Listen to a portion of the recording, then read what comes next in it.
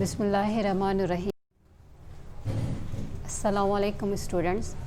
My name is Afroz Solangi and I am working in STAR as a SS Botany. Today I am teaching you amazing science from class 5, unit number 2, and the name of unit 2 is reproduction in living things. In previous classes I have taught you reproduction in plants, and now I am teaching you scattering of seeds. हाणे scattering of seeds, skater जी माना ई हूंदी आहे फैलजणु, ऐं seeds असां चवंदा आहियूं ॿिजनि खे। ॿिजनि जो जेको फैलाव थींदो आहे उहो कीअं थींदो आहे, कहिड़े तरीक़े सां थींदो आहे, हाणे अचो त पढ़ूं।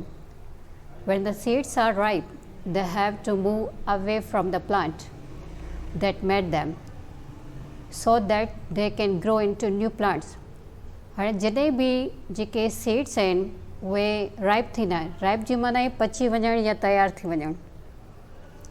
सीड्स जॾहिं बि पची वेंदा आहिनि त उहे जिन प्लांट्स में मौजूदु हूंदा आहिनि उन्हनि प्लांट्स मां निकिरी करे ॿियनि परे परे जायुनि ते वेंदा आहिनि, ऐं जॾहिं परे परे वारियुनि जायुनि ते उहे वेंदा आहिनि त उहे सीड्स नवनि प्लांट्स में ग्रो कंदा आहिनि। Seeds and fruits are scattered in different ways. हाणे जेके सीड्स ऐं फ्रूट्स हूंदा आहिनि, सिर्फ़ु सीड्स न, फ्रूट्स बि जेके आहिनि स्केटर्ड थींदा आहिनि मुख़्तलिफ़ तरीक़नि सां। हाणे उहे ॾिसूं त मुख़्तलिफ़ तरीक़ा कहिड़ा आहिनि, such as animals, birds, wind, water. जेके रिसोर्सिस आहिनि, जेके ज़रिया हूंदा आहिनि इन्हनि खे फैलाइण जा, त उन्हनि में एनिमल्स बि ईंदा आहिनि, बर्ड्स बि ईंदा आहिनि, विंड बि ईंदी आहे, वाटर बि। हाणे हिन जेको डायग्राम तव्हांजो साम्हूं शो थियल आहे, इन में जेका हिकिड़ो माण्हू ॾेखारियो वियो आहे त उहो जेके सीड्स आहिनि उहे छटे पियो थो कंहिं ॿनी में। उन खां बाद में हिकिड़ो पखी आहे जेको जेके ॿिज आहिनि उहे पंहिंजी चूम में खणे पियो थो। नेक्स्ट जेको डायग्राम आहे उन में बर्ड्स बि ॾेखारियल आहिनि, एनिमल्स बि ॾेखारियल आहिनि। हिते इहो ॿुधाए पोलन ग्रेन्स बि डिस्पर्सल थियंदा, मीन्स जेके पोलन ग्रेन आहिनि उहे बि ट्रांसफर थियंदा। साॻे तरीक़े सां पोलन ग्रेन खां अलावा बि इहे ई बर्ड्स, इहे ई एनिमल्स रिस्पॉन्सिबल हूंदा आहिनि त सीड्स खे उहे हिकिड़ी जाइ खां ॿी जाइ ते खणी वञनि। जेको उन खां नेक्स्ट डायग्राम आहे उन में मुख़्तलिफ़ जेके प्लांट्स आहिनि उहे शो कया विया आहिनि, ऐं उन्हनि जी जेके साइड्स आहिनि उहे बिल्कुलु ई ॼण मुड़ियल आहिनि। ऐं इहो जेको डायग्राम आहे इहो रिप्रेज़ेंट करे थो, ज़ाहिर करे थो विंड खे। त इहे मुख़्तलिफ़ जेके डायग्राम्स तव्हांजे साम्हूं शो थियण आहिनि सिर्फ़ु और सिर्फ़ु इन जे लाइ आहिनि त तव्हांखे ख़बर पए त ही सोर्सिस आहिनि जेके रिस्पॉन्सिबल हूंदा आहिनि सीड्स खे हिकिड़ी जाइ खां ॿी जाइ ते खणी वञण जे लाइ। हाणे सीड्स त पढ़ियोसीं त सीड्स हिकिड़ी जाइ खां ॿी जाइ ते वेंदा आहिनि। हाणे अचो त नेक्स्ट जेको टॉपिक आहे उहो था पढ़ूं, जेको आहे स्ट्रक्चर ऑफ सीड्स। हाणे स्ट्रक्चर जेका बनावट हूंदी आहे सीड्स जी कीअं हूंदी आहे। A seed has a hard outer coat called the testa. हाणे सीड्स जेके बि हूंदा आहिनि उनजे ॿाहिरां हिकिड़ो आउटर कवरिंग हूंदा आहे, ॿाहिरां वारो तह मौजूदु हूंदा आहे जंहिंखे चयो वेंदा आहे testa. It protect the seed. हाणे उन टेस्टा जो कमु छा हूंदो आहे त सीड खे प्रोटेक्ट कंदा, उनजी हिफ़ाज़त कंदो आहे। There a small hole in the testa through which air and water enter the seed. हाणे उन टेस्टा जो कमु छा हूंदा आहे, उन टेस्टा जो कमु इहो हूंदा आहे त उन ई टेस्टा जे अंदरि हिकिड़ो सुराख मौजूदु हूंदो आहे, ऐं उन ई सुराख जे ज़रिए हवा ऐं पाणी जेका आहे ॿिज जे अंदरि वेंदो आहे पियो। There is a tiny plant side the seed. हाणे उन ई सीड जे अंदरि असल में नंढो हिकिड़ो प्लांट मौजूदु हूंदो आहे जंहिंजे लाइ इहा एयर एंड वाटर ज़रूरी हूंदा आहे। It is called an embryo. हाणे उहो जेको नंढो प्लांट हूंदो आहे असल में उनखे एम्ब्रियो ई चयो वेंदो आहे। A seed also has a 1 or 2 leaves और कार्टिलेडॉन। हाणे जेको सीड हूंदा आहे त उन ई सीड जे अंदरि हिकु या ॿ लीव्स हूंदा आहिनि। जॾहिं बि असां सीड जो नालो वठंदा आहियूं त उन जे लाइ असां इस्तेमालु कयूं कार्टिलेडॉन। सीड में जॾहिं बि लीव्स मौजूदु हूंदा असां उनखे कार्टिलेडॉन्स चवंदासीं, पर उहो ई सीड जॾहिं ग्रो कंदो हिकिड़े नए प्लांट में त असां उनखे कार्टिलेडॉन्स न चवंदासीं, उन्हनि खे असां लीव्स चवंदा आहियूं।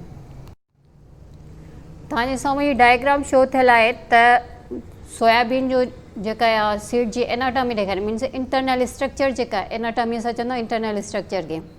हाणे तव्हांजे साम्हूं जेको डायग्राम शो थियल आहे त उन में सीड कोड बि ॿाहिरि ॾेखारियो वियो आहे, उन ई सीड जे अंदरि एम्ब्रियो बि तव्हांखे शो कयो आहे, ऐं उन ई डायग्राम जे अंदरि ई तव्हांखे कार्टिलेडॉन्स बि शो कया आहिनि। हाणे सीड कोड में असां पढ़ियोसीं त टेस्टा हूंदा आहे जेको रिस्पॉन्सिबल हूंदा आहे एयर एंड वाटर खे एंटर कराइण जे लाइ सीड जे अंदरि, ऐं एम्ब्रियो जेको आहे उहो मौजूदु हूंदा आहे, अॻिते हली करे उहो हिकिड़े नए प्लांट में ग्रो कंदा आहे। पर जेसि ताईं उहो एम्ब्रियो हूंदा आहे त उनखे जेका फूड जी जेका आहे डिमांड पूरी करण जे लाइ, फूड जी जेका आहे लेवल जेका पूरी करण जे लाइ हुनखे कार्टिलेडॉन्स ई फूड पहुचाईंदा आहिनि सीड खे। हाणे सीड त पढ़ियोसीं, सीड जे स्ट्रक्चर बि पढ़ियोसीं। मुख़्तलिफ़ क़िस्म जा सीड्स हूंदा आहिनि। अचो त पहिरियां असां पढ़ूं था त आहे बीन सीड। बीन असां असल में चवंदा आहियूं राहनि खे, राहां। हाणे आ bean seed is a shape like kidney. जेको राहां हूंदा आहिनि त उनजी जी स्ट्रक्चर, उनजी बनावट अहिड़ी हूंदी आहे जीअं बुकी हूंदी आहे इंसान जी, बिल्कुलु अहिड़े तरीक़े सां उन्हनि जी स्ट्रक्चर हूंदी आहे। A bean seed is called dicotyledonous seed because it contains two leaves which store food for the growing embryo till it becomes young seedling. हाणे जेको राहनि जो सीड हूंदा आहे, राहनि जो जेको ॿिज हूंदा आहे त उन जे अंदरि मौजूदु हूंदा आहिनि ॿ लीव्स, जा खणी चओ त ॿ कार्टिलेडॉन्स मौजूदु हूंदा आहिनि। उन जे करे असां हुनखे चऊं था डाई। डाई जे माना ई हूंदी आहे टू। उन राहनि जी सीड जे अंदरि मौजूदु हूंदा आहिनि ॿ लीव्स, उन जे करे असां हुनखे डाइकोटिलेडॉन्स चयोसीं। त उन जो कमु छा हूंदो आहे? उन जो कमु इहो ई हूंदा आहे त जेको एम्ब्रियो उन जे अंदरि मौजूदु आहे, अॻिते हली करे उहे हिकिड़ो नए प्लांट में ग्रो थींदो, मीन्स यंग सीडलिंग। जेको नओं प्लांट ग्रो थींदो आहे सीड मां त असां उनखे सीडलिंग चवंदा आहियूं, मीन्स यंग प्लांट। त उनखे जेको खाधो पहुचाइण जो कमु हूंदो आहे इहे ई लीव्स कंदा आहिनि।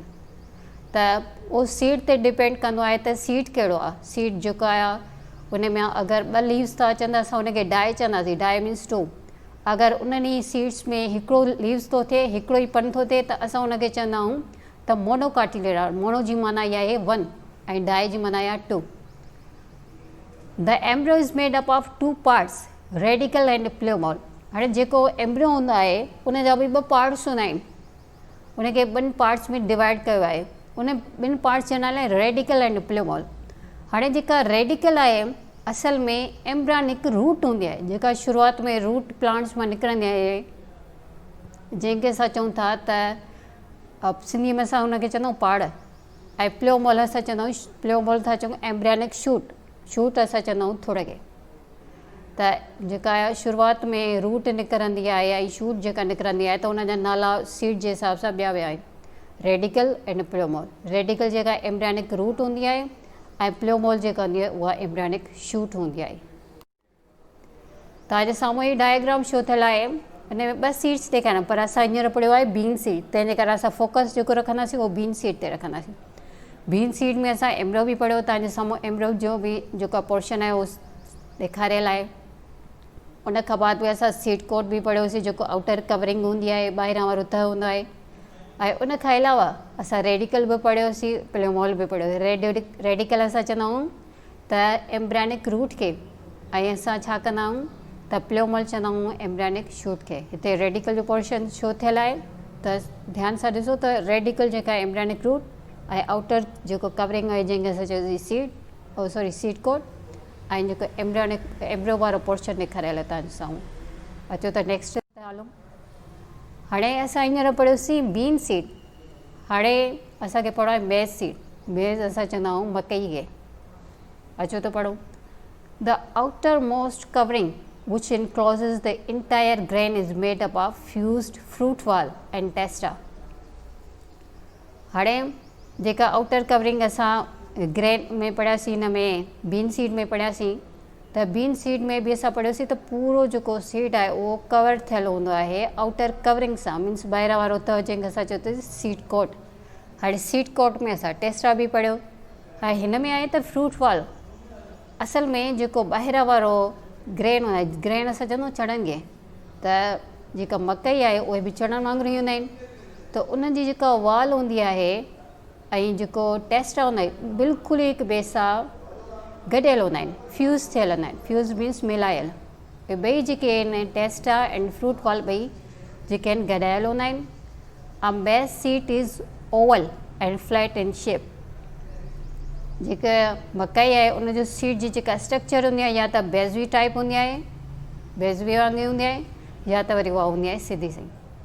The flat surface has embryo, जेको उनजो सिधो सो त हूंदो आहे त उन में मौजूदु हूंदो आहे एम्ब्रियो।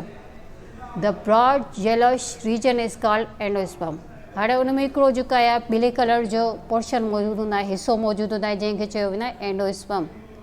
एंडोस्पर्म ॿियो कुझु कोन हूंदो आहे, हिकिड़ो सिर्फ़ु और सिर्फ़ु टिश्यू हूंदो आहे जंहिंजो कमु हूंदो आहे त एम्ब्रियो खे खाधो पहुचाइणु। The embryo located beneath the endosperm is enclosed इन अ शेप सिंगल कॉटिलीडॉन। हाणे इहो जेको एंडोस्पर्म हूंदो आहे उहो बिल्कुलु हिकिड़ी शीट वांगुरु स्ट्रक्चर हूंदी आहे या शील्ड टाइप स्ट्रक्चर हूंदी आहे जंहिंखे असां चवंदा आहियूं कॉटिलीडॉन।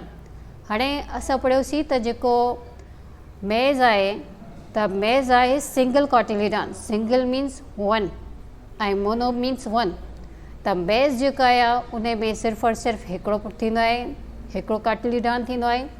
ऐं असां वरी जेको बीन पढ़ियोसीं त असां उहो पढ़ियोसीं त उहो डाइकॉटिलीडॉन हूंदा आहे।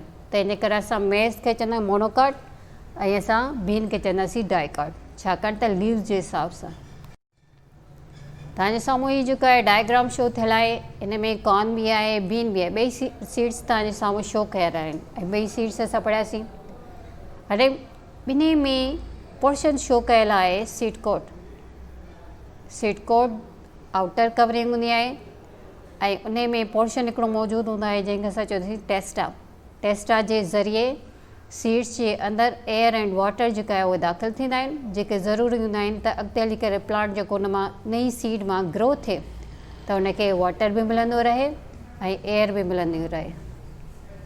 उन खां बाद में असां पढ़ियोसीं त हिन में कॉटिलीडॉन्स मौजूदु हूंदा आहिनि, जेके एम्ब्रियोनिक लीव्स हूंदा आहिनि उहे मौजूदु हूंदा आहिनि।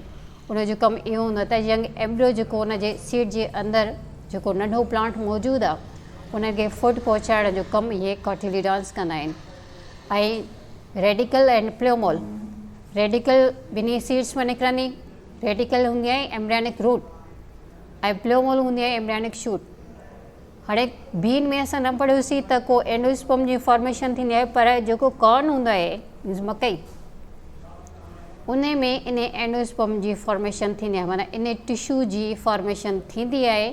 इन जी छाजे लाइ थींदी आहे, छाकाणि त उनखे जेका सीड मां नओं प्लांट हिकिड़ो ग्रो कंदो रहंदो आहे त उन खे फूड पहुचाइण जो कमु इहो टिश्यू कंदो आहे, इहो एंडोस्पर्म कंदो आहे। हाणे अचूं था त function of cotyledon. Cotyledons protect the baby plant inside the seed. हाणे कॉटिलीडॉन्स जो कमु छा हूंदो आहे त जेको बेबी प्लांट आहे जंहिंखे असां एम्ब्रियो बि चई सघूं था, उहो सीड जे अंदरि मौजूदु आहे, उन खे प्रोटेक्शन करण जो कमु कॉटिलीडॉन्स कंदा आहिनि। फूड स्टोर इन द कॉटिलीडॉन्स, जेको खाधो आहे उहो स्टोर थियल हूंदो आहे, जमा थियल हूंदो आहे इन्हनि कॉटिलीडॉन्स में मीन्स लीव्स में। The food store is digested and used by growing embryo. जेको खाधो जमा थियल हूंदो आहे उहो हज़म बि थी वेंदो आहे ऐं उहो यूज़ बि थींदो आहे, माना उहो इस्तेमालु बि थींदो आहे कि इनखे इस्तेमालु केरु कंदो आहे, एम्ब्रियो कंदो आहे। The seed then begins to germinate. हाणे सीड खे जॾहिं एयर बि मिली, वाटर बि मिलियो, उनखे फूड बि मिलियो, त हाणे उहो ई सीड छा कंदो आहे, अॻिते हली करे उहो फुटणु शुरू कंदा आहिनि। जर्मिनेट मीन्स फुटणु। हाणे था अचूं germination of seed, next topic जेको आहे असांजो। When a seed is sown in the ground and water it begins to grow. जॾहिं बि जेके सीड्स हूंदा आहिनि उन्हनि खे लॻायो वेंदो आहे कंहिं बि ग्राउंड में, कंहिं बि जेका आहे सॉइल में, खणी अचूं ज़मीन जे अंदरि, त ज़मीन जे अंदरि जीअं असां उनखे लॻाईंदा आहियूं पर उनजे ग्रोथ जे लाइ ज़रूरी हूंदो आहे त पाणी जेका आहे उनखे ॾियूं। जॾहिं असां उनखे रेगुलरली पाणी ॾींदा आहियूं त this process is called germination. उन प्रोसेस खे असां चऊं था germination. The food is stored in cotyledons which is digested and respiration begins.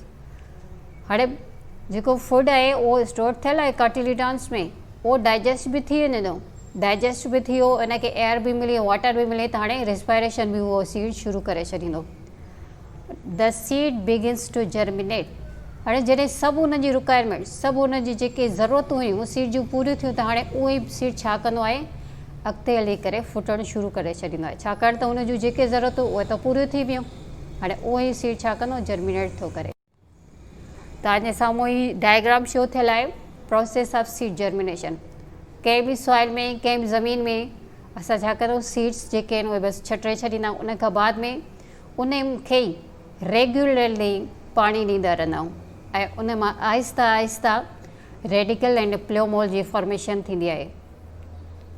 पर रेडिकल एम्ब्रियोनिक रूट हूंदी आहे जेका पहिरियां वारी प्लांट्स मां निकिरंदी आहे, त असां हुनखे रेडिकल चवंदा आहियूं। रेडिकल जो जेको तरफ़ हूंदो, डायरेक्शन हूंदो, उहो इनसाइड जी सॉइल हूंदो, माना ज़मीन जे अंदरि हूंदो, ऐं जेको प्लोमोल हुन मां निकिरंदो, उन जो जेको डायरेक्शन हूंदो, उन जो तरफ़ हूंदो ज़मीन खां ॿाहिरि थींदो, माना ज़मीन खां ॿाहिरि इन जे लाइ थींदो, छाकाणि त अॻिते हली करे उन ई सीड मां रेडिकल निकिता, प्लोमोल निकिता, हाणे उहो ई छा कंदो, सीड अॻिते हली करे हिकिड़े नए प्लांट में ग्रोथ कंदो। Kinds of seed germination. हाणे जेके टाइप्स या खणी चऊं त क़िस्म आहिनि सीड जर्मिनेशन जा, ॿिज जे फुटण जा, उहे केतिरा आहिनि।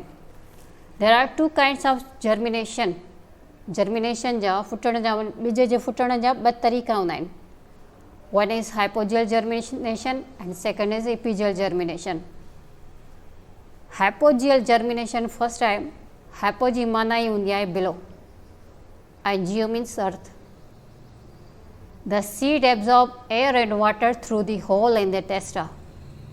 सीड छा कंदो आहे, एयर एंड वाटर जेका आहे खणंदो आहे टेस्टा जे थ्रू, पर उन ई टेस्टा जे अंदरि हिकिड़ो सुराख मौजूदु हूंदो आहे, जंहिं सुराख जे ज़रिए एयर बि हुन में दाख़िल थींदी ऐं वाटर बि दाख़िल थींदो आहे। The root of the embryo comes out. हाणे हुन खां छा थींदी, त सीड खे जॾहिं एयर बि मिली, वाटर बि मिलियो टेस्टा जे थ्रू, त उन ई सीड मां नई जेका रूट ग्रोथ करणु, जंहिंखे असां चवंदासीं radical, it grows downwards and shoot grows upward. हाणे जेका रूट जेका ग्रोथ कंदी उहा इनसाइड दी सॉइल कंदी, ज़मीन जे अंदरि कंदी, ऐं जेका शूट जी ग्रोथ थींदी, स्टार्टिंग जी जेका ग्रोथ थींदी, उहा थींदी ज़मीन जे मथां। इन हाइपोजियल जर्मिनेशन कॉटिलीडॉन्स रिमेन बिलो द सॉइल। हाणे कॉटिलीडॉन असां इस्तेमालु लफ़्ज़ जेको कयोसीं त उहो सिर्फ़ु और सिर्फ़ु सीड जे दौरान कयोसीं। जेके कॉटिलीडॉन्स हूंदा आहिनि हाइपोजियल जर्मिनेशन में ज़मीन जे अंदरि रहिजी वेंदा आहिनि, ऐं जेके शूट आहिनि उहे ग्रोथ कंदियूं आहिनि ज़मीन जे ॿाहिरां। तव्हांजे साम्हूं जेको डायग्राम शो थियल आहे, त हुन में सीड ग्रोथ कई आहे, हाइपोकोटाइल जेको रीजन आहे उहो उन बि ग्रोथ कई आहे, पर अॻिते हली करे ॾेखारियो आहे त हिकिड़े ब्राउनिश कलर में स्ट्रक्चर शो कई आहे, उनखे शो कयो आहे इहे कॉटिलीडॉन्स आहिनि। जॾहिं बि हाइपोजियल जर्मिनेशन थींदी आहे त इहे कॉटिलीडॉन्स जेके सीड मां निकिता उहे ज़मीन जे अंदरि रहिजी वेंदा आहिनि, पर जेके नवां लीव्स हूंदा आहिनि उहे ॿाहिरि ग्रोथ कंदा आहिनि, पर जेके सीड मां लीव्स निकिरंदा उहे ज़मीन जे अंदरि रहिजी वेंदा आहिनि, पर सिर्फ़ु और सिर्फ़ु हाइपोजियल जर्मिनेशन में।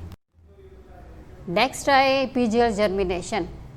हाणे एपी जी माना ई हूंदी आहे अबव। एपी मीन्स अबव, माना ॿाहिरां जेके जीअं असां इंसान आहियूं त ॿाहिरां वारी जेका लेयर आहे असांजी उहा बि एपीडर्मल आहे। डर्मिस जेको लफ़्ज़ इस्तेमालु थींदो आहे लेयर जे लाइ थींदो आहे। एपी मीन्स अबव माना मथां वारी, ऐं geo means earth. The seed absorb air and water through the hole in the testa. Seed छा थो करे, जेका एयर आहे, हवा आहे ऐं पाणी आहे, टेस्टा जे थ्रू थो खणे, ऐं टेस्टा में सुराख मौजूदु आहे, उन सुराख जे ज़रिए टेस्टा वाटर खे बि खणे थो, एयर खे बि खणे थो। The embryo forms the shoot begins to grow. हाणे एम्ब्रियो मां शूट जेका उहा निकिरणु शुरू थी वेंदी आहे। It pulls the cotyledons out of the soil.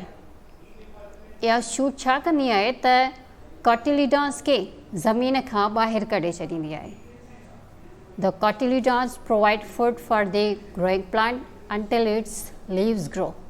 मां तव्हांखे पहिरां ॿुधायो त जेके कॉटिलीडॉन्स हूंदा आहिनि लफ़्ज़ असां तॾहिं इस्तेमालु कंदा आहियूं जॾहिं सीड मां ॿिज मां नवां लीव्स निकिरंदा आहिनि शुरूआति वारा, त हुनखे असां सिर्फ़ु कॉटिलीडॉन्स चवंदा आहियूं। ऐं उहे कॉटिलीडॉन्स छा कंदा आहिनि, फूड प्रोवाइड कंदा आहिनि, खाधो जेको आहे मुहैया कंदा आहिनि नए प्लांट्स खे ग्रोथ कराइण जे लाइ।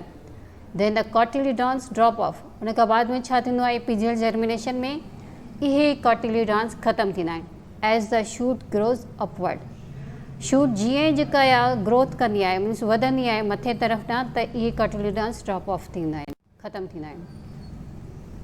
एपीजियल जर्मिनेशन जो डायग्राम तव्हांजे साम्हूं आहे। कॉटिलीडॉन्स शो कयल आहिनि, सीड खे ग्रोथ कराई वई आहे, उन ई सीड मां जेके कॉटिलीडॉन्स निकिता आहिनि उन्हनि छा कयो, ग्रोथ कई आहे ऐं उहे ज़मीन खां ॿाहिरि निकिरी विया आहिनि। त हाइपोजियल जर्मिनेशन में असां पढ़ियोसीं त जेके कॉटिलीडॉन्स सीड मां निकिरनि था उहे ज़मीन जे अंदरि अची वेंदा आहिनि, पर एपीजियल जर्मिनेशन में ईअं न आहे थींदो। एपीजियल जर्मिनेशन में जेके सीड मां लीव्स शुरूआति वारा निकिरंदा आहिनि उहे ज़मीन खां ॿाहिरि अची वेंदा आहिनि, ऐं जेके शूट आहिनि उहे कुझु पोर्शन, कुझु हिसो जेको आहे ज़मीन जे अंदरि बि हूंदो आहे, कुझु ज़मीन जे ॿाहिरि बि हूंदो आहे। Reproduction without seeds. हाणे रिप्रोडक्शन पहिरियां बि पढ़ियो आहे, वरी था रिपीट कयूं। A process in which living things create their young ones of their own kind। अहिड़े क़िस्म जो प्रोसेस जंहिंमें जानदार जेके आहिनि पंहिंजे पाण जहिड़ो ई नस्ल पैदा कंदा आहिनि, उनखे असां चवंदा आहियूं रिप्रोडक्शन। रिजी माना हूंदी आहे अगेन। पर रिप्रोडक्शन विदाउट सीड्स असां हींअर ताईं पढ़ियो आहे त जेका प्लांट्स में त रिप्रोडक्शन थिए पई उन्हनि सभिनी में सीड्स मौजूदु हुया, पर ही अहिड़े क़िस्म जा प्लांट्स आहिनि जिन में सीड थिए ई कोन थो, रिप्रोडक्शन थिए थी पर बग़ैर ॿिजनि जे। उन में mosses, ferns and fungi can reproduce without producing seeds. हिन में कुझु प्लांट्स जो ज़िक्र आहे, mosses, ferns and fungi. Fungi जेका आहे प्लांट न आहे, उहो नॉन क्लोरोफाइलस आहे। प्लांट्स जो कैरेक्टर हूंदो आहे त जिन बि ऑर्गेनिज़म्स में क्लोरोफिल मौजूदु आहे त असां उनखे चवंदा आहियूं त उहे जेके आहिनि प्लांट्स आहिनि। पर हिननि में छा थो थिए त सीड्स त थियनि ई कोन, पर उन जे बावजूद बि पंहिंजे नस्ल खे वधाइनि था। They have spores through which they reproduce. ॿिजनि जी जाइ ते, सीड्स जी जाइ ते हुननि वटि स्पोर्स मौजूदु हूंदा आहिनि, उन्हनि जे ज़रिए ई छा कंदा आहिनि, पंहिंजे नस्ल खे वधाईंदा आहिनि। Spores are single cells. हाणे स्पोर्स जेके बि हूंदा आहिनि उहे हिकु सेल वारा हूंदा आहिनि, which are produce in spore capsule. जेके स्पोर्स हूंदा आहिनि उहे हिकु सेल वारा त हूंदा आहिनि, पर उन्हनि जी प्रोडक्शन उहे मौजूदु किथे हूंदा आहिनि, उहे मौजूदु हूंदा आहिनि स्पोर कैप्सूल्स में। स्पोर्स कैप्सूल्स चऊं या खणी चऊं त स्पोरेंजिया। सिर्फ़ु स्पोर कैप्सूल हिकिड़ो न हूंदो, प्लांट्स में घणा मौजूदु हूंदा आहिनि, तंहिंजे करे सिंगुलर ऐं प्लूरल जो बि थोरो फ़र्क़ु थींदो आहे। स्पोरेंजिया ते प्लूरल फॉर्म इस्तेमालु कयो आहे। अगरि असां चऊं था कंहिं में हिकिड़ी स्ट्रक्चर जे अंदरि त पोइ असां चऊं आहे स्पोरेंजियम, पर असां चऊं था सिर्फ़ु और सिर्फ़ु स्पोर कैप्सूल्स था चऊं। त इहे स्पोर्स जेके थींदा आहिनि कंहिं बि स्ट्रक्चर जे अंदरि थींदा आहिनि, उहे हिकु सेल वारा हूंदा आहिनि। The spores are carried by winds. जेके इहे स्पोर्स हूंदा आहिनि उहे खणिया छा जे ज़रिए ईंदा आहिनि, विंड जे ज़रिए। हाणे ज़रूरु न आहे त सिर्फ़ु और सिर्फ़ु विंड हुजे। पोलन ग्रेन्स जे बारे में बि असां पढ़ियोसीं त उन में एनिमल्स बि थींदा आहिनि, बर्ड्स बि थींदा आहिनि, विंड बि थींदी आहे, वाटर बि थींदो आहे। त साॻे तरीक़े सां इहे जेके स्पोर्स आहिनि त एनिमल्स जे थ्रू बि ट्रांसफर थी सघनि था, बर्ड्स जे थ्रू बि थी सघनि था, विंड जे ज़रिए बि थी सघंदा, ऐं वाटर जे थ्रू बि हिकिड़ी जाइ खां ॿी जाइ ताईं मूव करे सघनि था, माना वञी सघनि था। Each spore can germinate into new plant.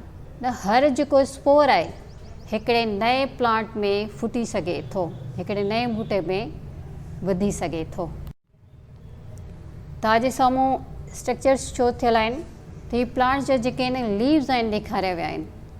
उन में जेके डॉट डॉट स्ट्रक्चर्स आहिनि उहे ई असल में आहिनि स्पोर कैप्सूल, या खणी चऊं त स्पोरेंजिया।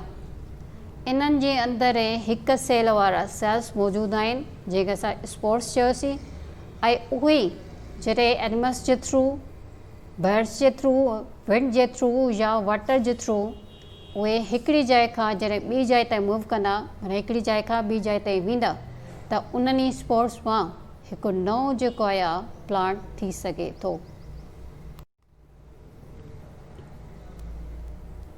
फ़ी अमानुल्लाह। उमेद त तव्हांखे जेका आहे लेक्चर सम्झ में आयो हूंदो।